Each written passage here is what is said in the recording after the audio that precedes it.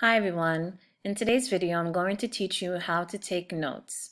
For this advanced writing course, you will learn different ways to take notes, such as mind mapping, charting, using guided notes, outlining. But for the purposes of your assessment, particularly task number 1, you're going to use a Cornell note-taking system. And this is the template that you will use, or something similar to it.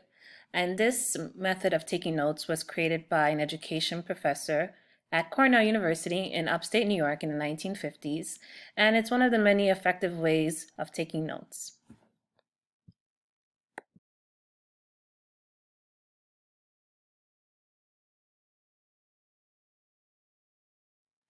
Now for our demo today, I'm going to use this research article, and I want to go over the format of a typical journal article, similar to what you might find when you do your search. Now remember that your article for task 1 and 2 must be a research study. Now you can know what to study if it has, for example, sections where it mentions methods and it has participants, some type of an experiment going on where people were tested or some people weren't tested and they're trying to figure out maybe if a treatment works or not. And you should also see a results section. This will indicate that it's an actual study.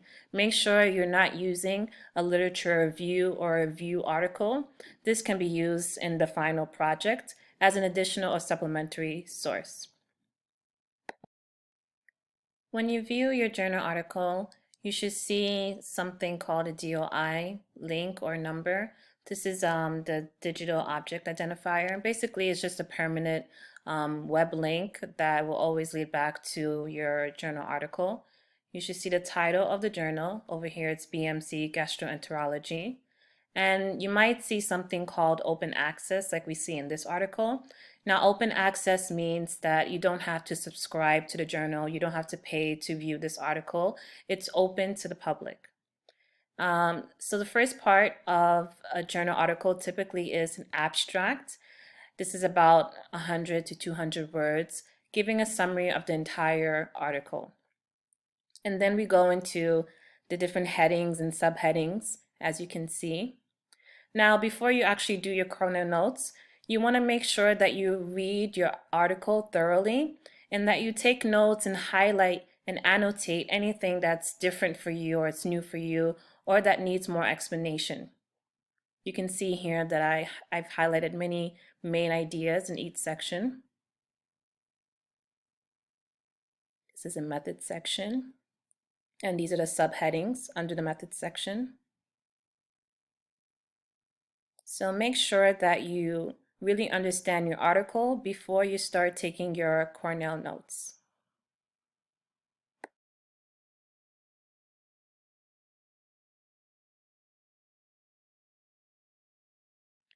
Now, when you do your note-taking task, which is task 1, you're going to have two things. You're going to first have your article, which you've chosen for the semester, printed out. Make sure that you have your highlighted notes and you have your annotations. You can have things written in English and in Arabic, anything to help you with the comprehension of your article. And you'll also have the Cornell Notes template where you actually write your notes. And this is what your teacher is going to assess and grade for task 1. Now here I've written my name, I have the topic of my project or my article, I have the dates, the class, and I've also added the reference, which is my article, and I put it in Vancouver style of citation, which you'll probably learn if you haven't already towards the end of the semester. Now let's get started. Now there are many ways to organize your Cornell notes. I'm going to use the way most journal articles are organized. So I'm going to use the subheadings and the headings as a way to organize my notes. So let's see, the first heading here is the background. So I'm going to write background. And I'll keep it bolded. And underneath the background, I have some information that I've highlighted that I feel that are important. So I'm going to put that there in my notes. Now I see here there are some abbreviations. So in the background, let me put abbreviations.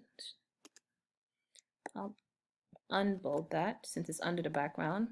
and I'm going to put the abbreviation. So I highlighted one here, CCE, and I know there was another one here, PEG. So I'm going to put that into my notes and write down the meaning. Colon capsule endoscopy.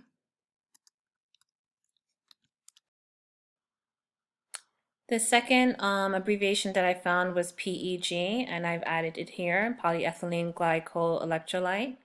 Now I have my two abbreviations, and I want to add a little bit more information about each one based on the article, and I want to put it in my own words. So the CCE, I'm going to put 2006 because it was introduced then, and we see this is a new technique instead of the conventional, the traditional endoscopy.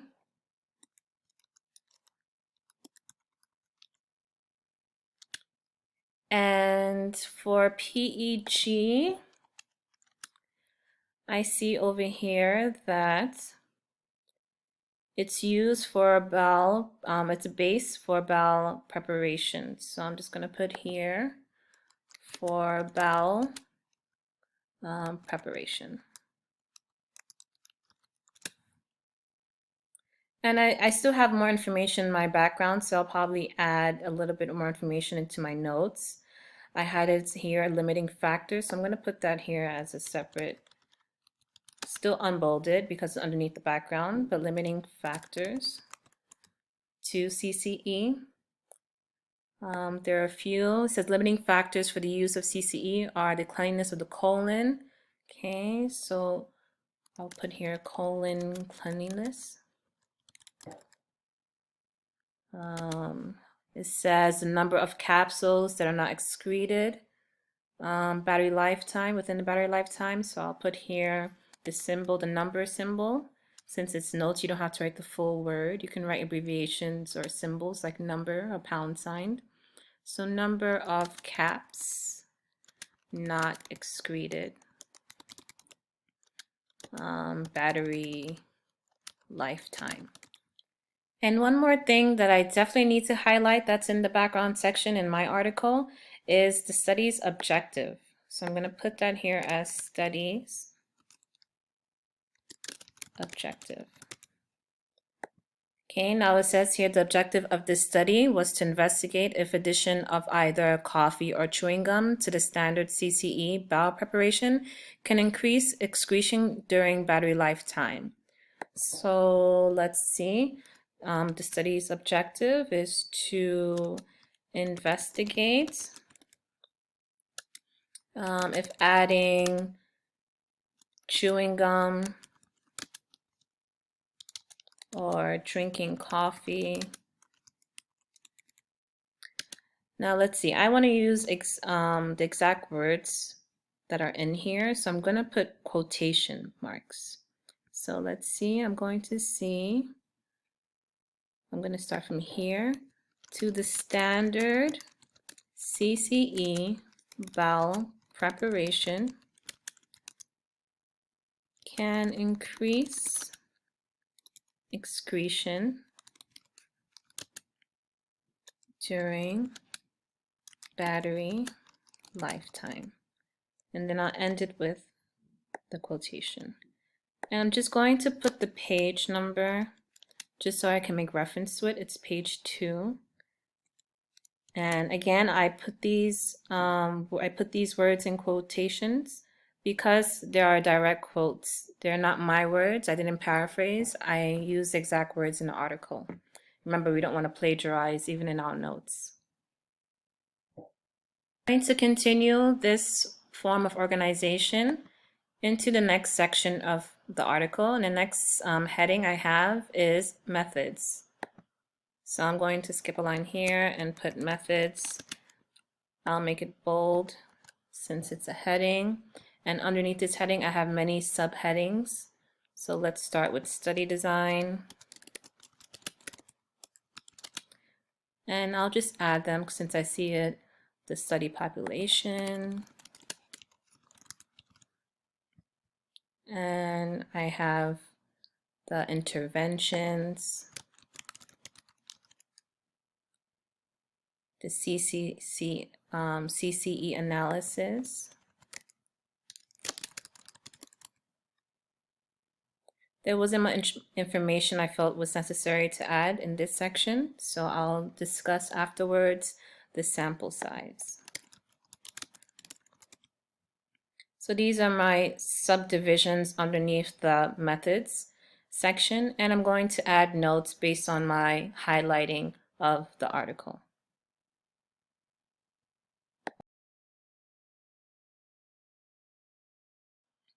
Now here is the final product. I finished taking my Cornell Notes. As you can see, I put it in listing format or bulleted format. I've used abbreviations. You don't have to write full sentences in your notes. I've just highlighted the most important information that I felt was necessary to add to my notes. At the end of the Cornell Notes, you'll see a section called Summary. For Task 1, you don't have to do this section. It will be incorporated into Task 2. Since in Task 2, you're actually going to have to write an entire summary of your journal article. So let's take a look at the rubric. Now, how we're going to grade your note-taking task. So let's see, it's 3% of your grade, and the highest mark you can get in each category is a 2, which is proficient. And there are 4 categories: originality, relevance, quantity, and organization. So the highest mark you can get is 8 out of 8.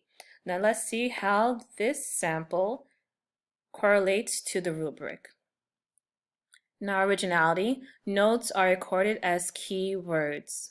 So we can see here I have keywords, I have abbreviations, I have specific terms. I don't have full sentences or paragraphs in my notes, but I have the keywords information. Over here, notes are paraphrased in students' words. All of this is, I've changed words around. And if I didn't use my own words, as you can see here in the study's objective, the goal of the study, I put the words in quotation marks. So we can see here that I've met the third criteria, which is direct quotes are noted. So here you can see that my direct quotes are noted. So here, this is a 2 out of 2 for originality. Relevance, notes directly pertain to the topic. All of these notes are from the article, so in essence, they're all related to the topic. I didn't add my own opinion. I didn't add anything from a separate article or video.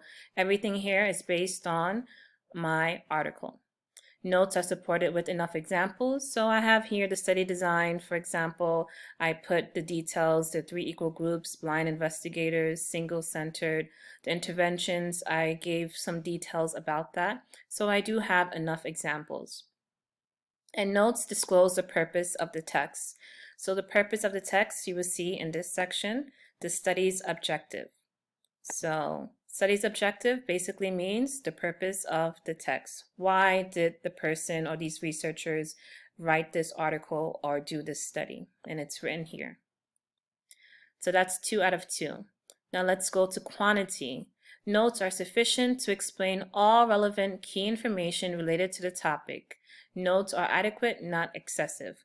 So you don't want to write an entire article itself or an essay in your notes, and you don't want to have too little amount of information, but you want to have a good amount of information so that you can go back and see an overview, a good summary of ideas, and it gives you a general picture of what your article is about. So if anyone were to see this, they can get a good idea on what your study is about.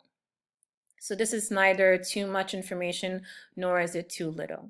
As I mentioned earlier, everyone takes different types of notes. Some of you may write a little bit less than what I have written, and it still may be acceptable as 2 out of 2. Some of you may actually add more details, and it still may be acceptable. So as long as it's not excessive, and so as long as it's not too little. And organization, notes are well organized.